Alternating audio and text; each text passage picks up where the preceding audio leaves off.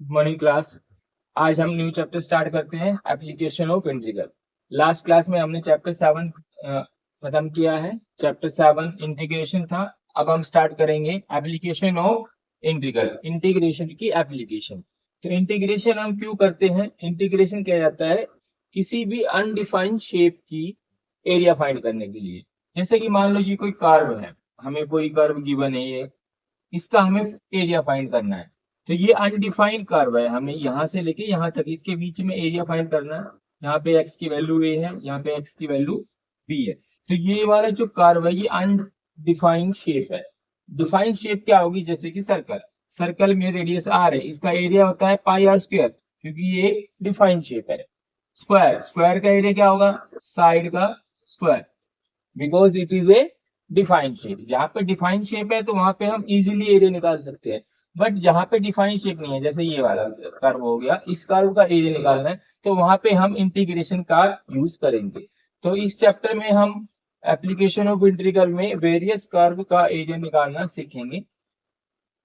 तो देखिए, सबसे पहले है एरिया अंडर सिंपल कर्व। ये कोई भी एक सिंपल कर्व है, इसका हमें एरिया निकालना है। इस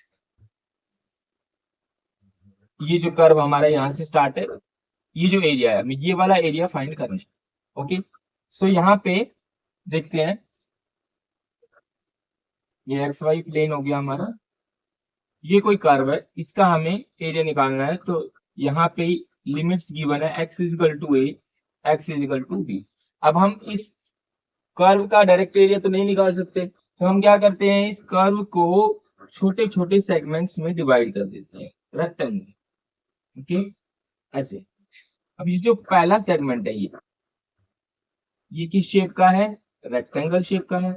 ओके, अब रेक्टेंगल का एरिया हमें पता है, हमें क्या होता है, लेंथ इनटू ब्रेड्थ। तो इसकी जो लेंथ होगी वो हम लेते हैं वाई, अलोंग वाई एक्सिस, और जो विड्थ है वो हम नेग्लिजिबल विड्थ है, तो इसको हम dx ले लेंगे। ठीक है, तो एरिया अंडर कर्व क्या हो जाएगा? एरिया ऑफ द कर्व हो जाएगा हमारा ये वाला सेगमेंट, जो फर्स्ट सेगमेंट, फर्स्ट A1 बोल देते हैं इसको, तो ये हो जाएगा y into D x.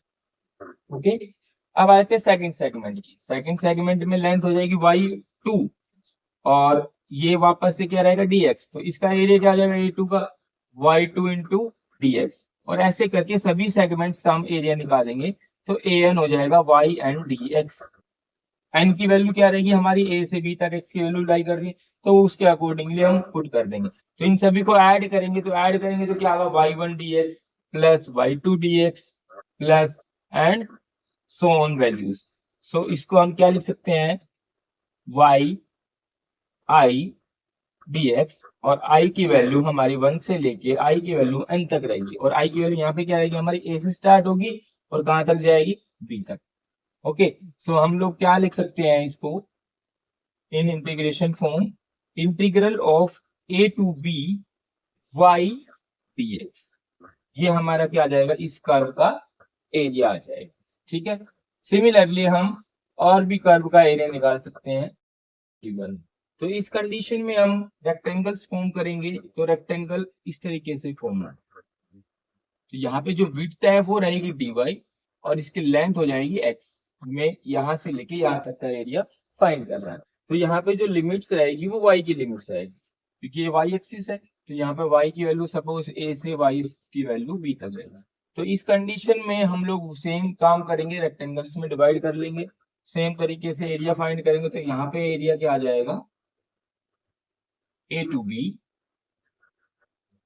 x into d, x into d y. इसको इंटीग्रेट कर देंगे तो इस कंप्लीट कर्व का एरिया में हमारे पास आ जाएगा। ठीक है, इस तरीके से हम दो कर्व के बीच में भी एरिया फाइंड कर सकते हैं। जैसे कि जैसे हमारे पास एक गिवन है, एक पैराबोला गिवन है और ये स्ट्रेट लाइन। तो इस स्ट्रेट लाइन और पैराबोला के बीच का एरिया भी हम फाइंड कर सकते हैं यूजिंग इंटीग्रेशन। तो एक प्रॉब्लम सोल्व करते हैं। अब एक सैंपल प्रॉब्लम करते हैं। Find the area of the area enclosed by the circle x square plus y square equal to a square.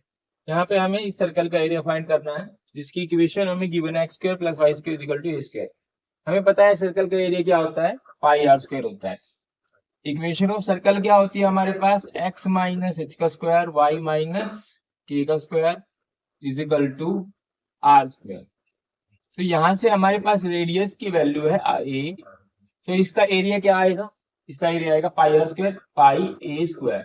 Okay, ये तो हो गया डायरेक्ट, बट हम लोग इसका एरिया निकालेंगे बाय यूजिंग इंटीग्रेशन। तो ये हमारे पास सर्कल है, इसका सेंटर 0 0 पे है, क्योंकि एच और के की वैल्यू हमें क्या दिखाई दे रही है, 0।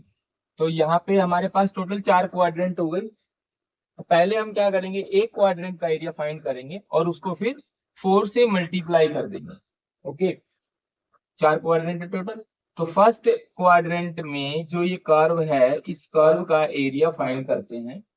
सेम एक रेक्टेंगुलर स्ट्रिप यहाँ पे डालेंगे हम, इसकी विड्थ होगी dx और इसकी लेंथ होगी y। इसका एरिया क्या हो जाएगा, एरिया ऑफ दिस कर्व या area of this quadrant, first quadrant का एरिया। इंटीग्रेशन ऑफ लिमिट क्या होगी इसकी, देखो 0 और रेडियस क्या है इसकी a कोमा 0, और यहाँ पे भी क्या होगा 0 comma a। So 0 to a y dx। ठीक है, ये जो एरिया है ये इस कर्व का है। अब हमें क्या करना है, टोटल 4 कर्व, तो 4 से मल्टीप्लाई कर देंगे, कंप्लीट एरिया आएगा। वो हम बाद में करते हैं, पहले इस एक पार्ट का एरिया फाइंड कर लेते हैं। सो y की वैल्यू फाइंड आउट करते हैं। y की वैल्यू हमारे पास आएगी इक्वेशन से y square is equal to a square minus x square and y is under root a square minus x square आ जाएगा। ओके, y की वैल्यू पुट कर देते हैं यहाँ पे, इंटीग्रेशन 0 to a, y की वैल्यू आ गई root a square minus x square dx। Okay, यहाँ पे फॉर्मूला यूज होगा जो हमने 7.6 में किया था। क्या होता है इसका integration, x upon 2 under root a square minus x square plus a square by 2 sine inverse x upon a, और लिमिट हमारी यूज हो जाएगी 0 to a।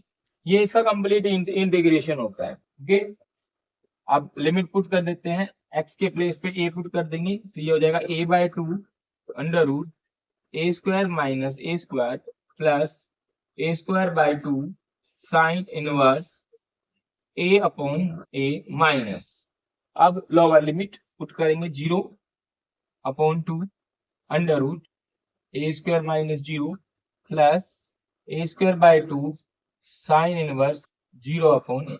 ये हमने लिमिट पुट कर दी है। सोल्व करते हैं इसको, a square minus a square 0, 0 into something 0 plus a square by 2 sine inverse 1 minus, ये कंप्लीट 0 हो जाएगा, और इधर साइन इनवर्स 0 की वैल्यू भी क्या आ जाएगी 0।